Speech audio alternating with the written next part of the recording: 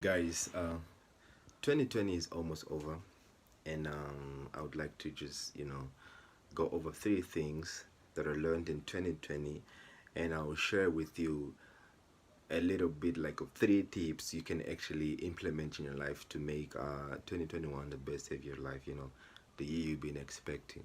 So let's first start with 2020. 2020 was crazy. It was really, really, really crazy. When you're just sitting relaxed, enjoying the breeze, and something just comes, slaps your face, and you just, what? It was crazy. It got us off guard. I'm not gonna lie to you, and I believe you believe what I'm saying. It got us off guard because most of us were really far from our family. We were far from our loved ones, far from the people we actually been mingling with, far from our jobs, and we just got off guard.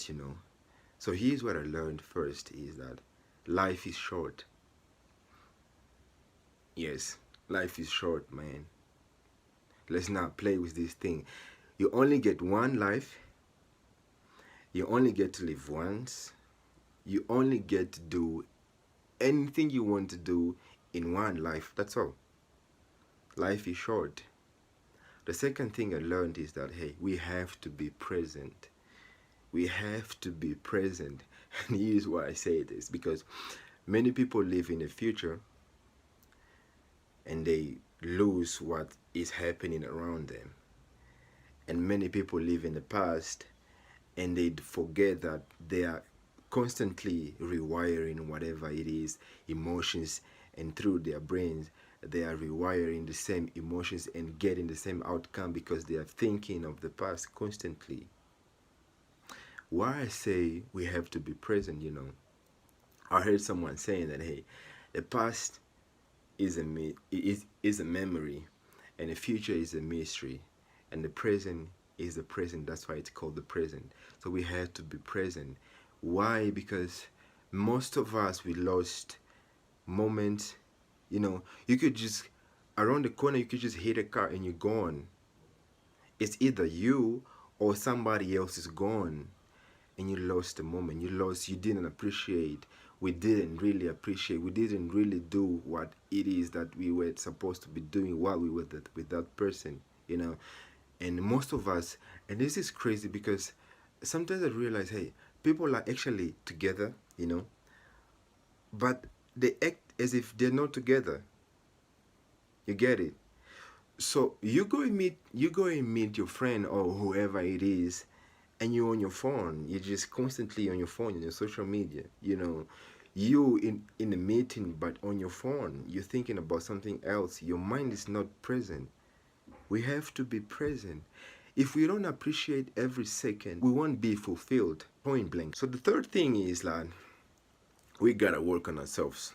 Yeah, 2020 taught us that we gotta work on ourselves because many people lost jobs. Companies were not expecting what happened, so they fired people. And in the process, they caused a lot of commotion. It caused frustration in people's mind because people were not actually used to be living, in such like long time together. Let's say marriages were destroyed, relationships were destroyed, people lost jobs, people lost hope.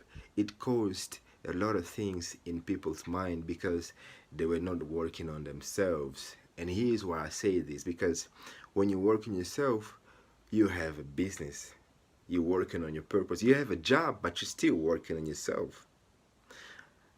It was Jim Rome who said that we're not paid for what we do, or we're not paid for our time. People really misunderstand this.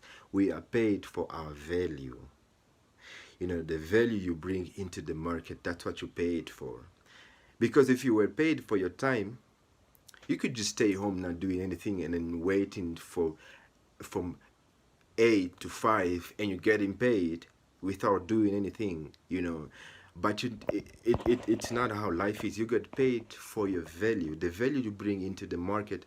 That's what makes you unique and makes you valuable. So if you don't work on yourself, you're not going to produce, you're not going to bring any value into the market. If you really want to be somebody, you have to work on yourself. So three things. Let me just recap. Life is short. We have to be present because the present is the greatest gift that life gives us daily, and we gotta work on ourselves so we constantly learn and we bring value so that we are somebody, we are unique. Now let's go over the three things that we can do, we can actually put in practice to make 2021 better. All right, now we've gone through what happened in 2020. Now let's go through what you can do in 2021. First, you have to put God first. Yeah, straight out. You gotta put God first. Like, bro, put God first, man. When you understand that God got you like here, here, like here. If you're not protected, you're gone. I mean, you're lost.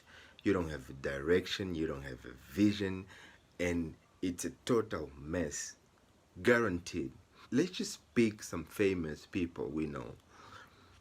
Let's pick um, Tony Robbins. Everybody knows Tony Robbins, one of the greatest and one of my inspirations. He has God. One of his speeches he says, like, the connection he has from God is like a guidance to his life. Let's pick Denzel Washington. Denzel Washington, he actually he gave a speech, I think a couple of times, where he says, put God first. It's not a coincidence, bro. It's not a coincidence. You gotta put God first. Let's pick up Oprah Winfrey. She has God.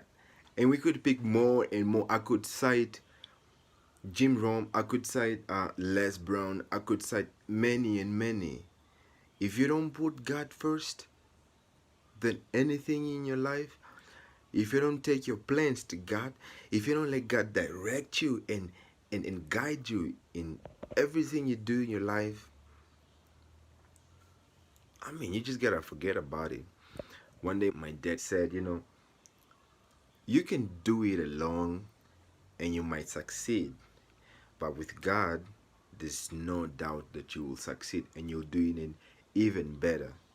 So that's the first thing. Second thing is, before you do anything, you gotta believe you deserve it. I heard that Miles Monroe, who said once that he was reading a book, he was trying to get his system filled up, and he bought a book. Since they say if you want to get successful, you gotta hang around successful people. He bought a book, and the first thing the page said is like, before you do anything, you gotta believe you deserve it. Straight out. Les Brown said you can have it, or you can go to courses, you can attend classes, you can buy books, you can attend seminars, you can do it, or you can have it all. But if you don't believe in yourself, it ain't gonna work for you. You gotta just forget it. So the second thing is, you have to believe you deserve it. And there is a certain thing that works within your brain when it comes to belief, because the belief system, or the belief, works directly to your filter. What scientists called the reticular activating system, which is a filter, and it will help you map, and it will help you spot things that actually go in line with what you believe. The third thing is that you have to work on yourself, which is actually a thing I already discussed in the first part when we talked about the 2020. But you have to work on yourself. You have to constantly grow. You have to make it a must. You have to be disciplined. You have to have standards.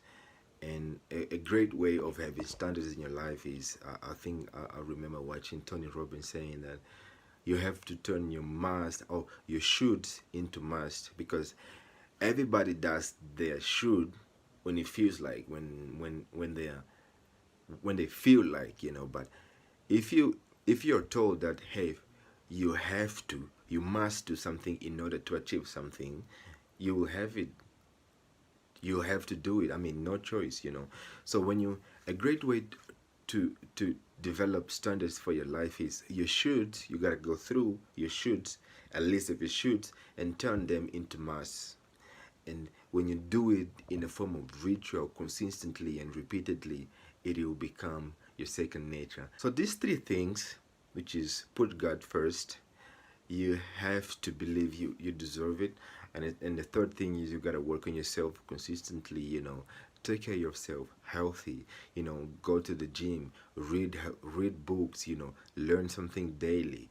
You have to challenge your mind, challenge your brain, learn something daily. And after all of these three things, I believe you can put anything else, because those, I believe, they are the core of achieving anything. If you just put it in practice, you will remember that, okay, it's going to be a good day. Not a good day, but in fact, it's going to be a good year. So there you have it. I hope you put it in practice, because they say, I remember, I think it was John Maxwell who said, don't let information lead you to knowledge. Let information lead you to action. Not just knowledge, but action. So there you have it. Put it in practice and enjoy. Peace.